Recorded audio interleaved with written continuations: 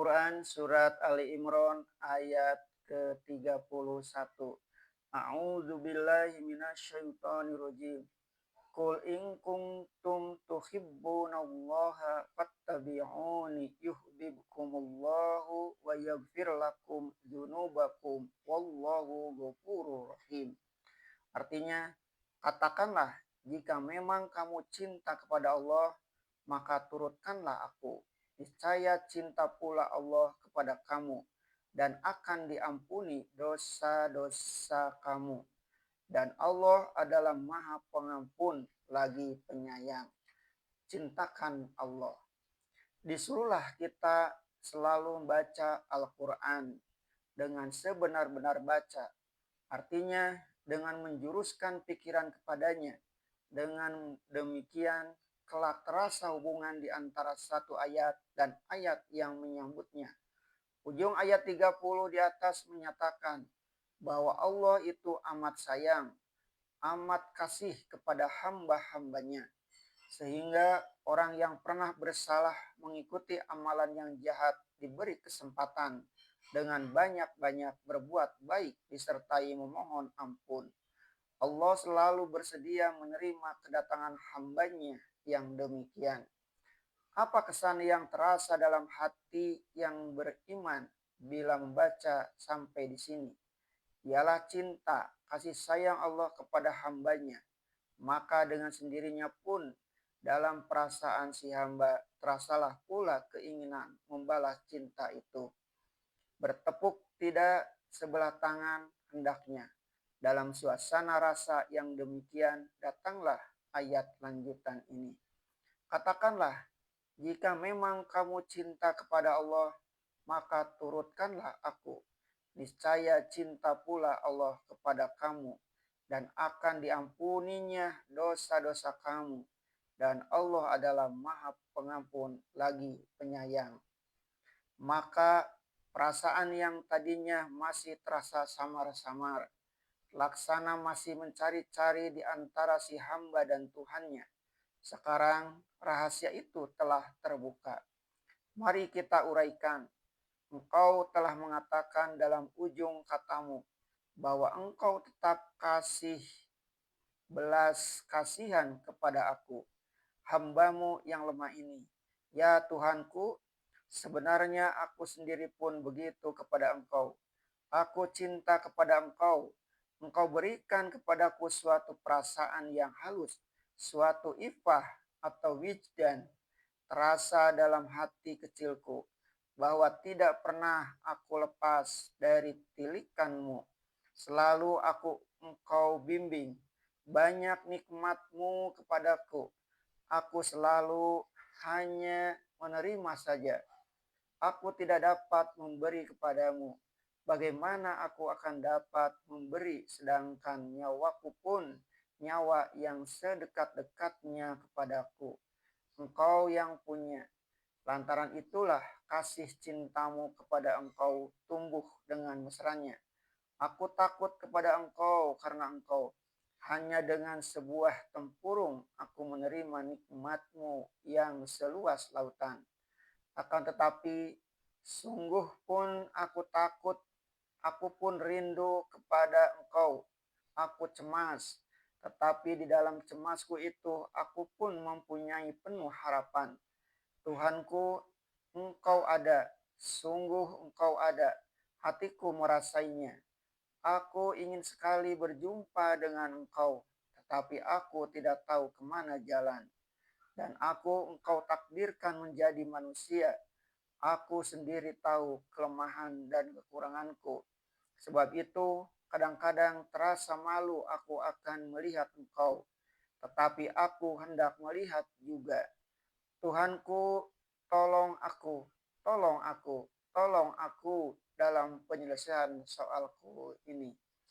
Disinilah datang jawaban Tuhan, dirumuskan oleh ayat ini. Jika sungguh-sungguh engkau cinta kepadaku, jalan untuk menemuiku mudah saja.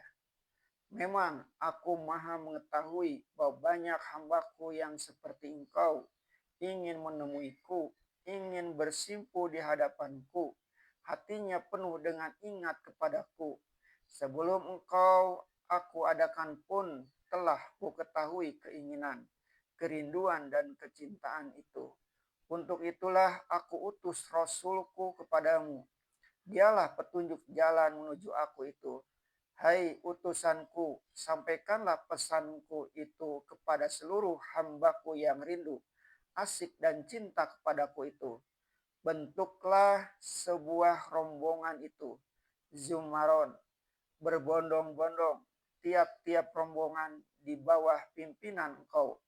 Wahai utusanku, katakanlah kepada mereka, wahai Rasulku, cinta mereka aku balas. Bertepuk tidak sebelah tangan, tapi mereka menyebut bahwa mereka sebagai manusia pernah bersalah. Aku tahu itu, aku lebih tahu sebab aku yang mengetahui asal kejadian.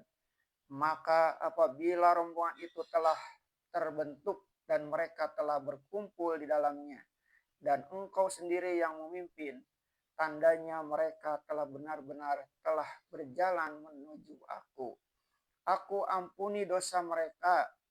Aku mempunyai pula suatu nama yang menunjukkan sifatku, yaitu Tawab, artinya memberi tobat, menerima hambaku yang kembali. Aku pun mempunyai suatu nama yang menunjukkan sifatku, yaitu Ghafur, pemberi ampun. Aku pun Rahim, amat penyayang. Bagaimana akan kamu ketahui kebesaran asmaku itu kalau yang bersalah di antara kamu memohon ampun tidak aku ampuni? Ingatlah kembali salah satu sebab turunnya ayat ini, yaitu utusan dan rombongan Nasrani 60 orang dengan 14 orang terkemuka sedang berada di Madinah. Nabi Musa yang besar telah mengajarkan kepada Bani Israel supaya ajaran yang berintisari pengorbanan. Sifatnya ialah jalal, kemuliaan.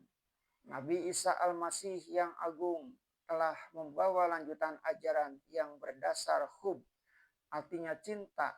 Sifatnya ialah jamal, keindahan. Sekarang datang Nabi Muhammad menyempurnakan penyerahan diri kepada Allah itu, Islam. Sifatnya ialah kamal, kesempurnaan. Nyatalah ayat-ayat ini meninggalkan kesan yang mendalam juga pada anggota-anggota utusan Nasrani itu. Muhammad Shallallahu Alaihi Wasallam pun membicarakan dari hal cinta. Memang cintalah pintu pengajian itu yang selalu dibuka dengan ucapan Bismillahirrahmanirrahim. Dengan nama Allah yang maha murah, maha penyayang. Akan tetapi cinta dalam ucapan saja tidaklah cukup. Bahkan cinta hati tidak diikuti pengorbanan tidaklah cukup. Menyatakan cinta padahal kehendak hati yang dicintai tidak diikuti adalah cinta palsu. Allah tidak menyukai kepalsuan. Taksil ilaha wa anta tudhiru hubbahu. Hada muhalung fil fi'ali badi'un. In kana hubbuka sadiqan la ataqtahu. Innal hubba lima yuhibbu muti'u. Kamu durhakai Allah, padahal kamu menyatakan cinta kepadanya. Ini adalah mustahil dalam kejadian, dan ini adalah ganjil. Jika memang cintamu itu cinta sejati, niscaya kamu taat kepadanya. Sebab orang yang bercinta terhadap yang dicintai selalu patuh.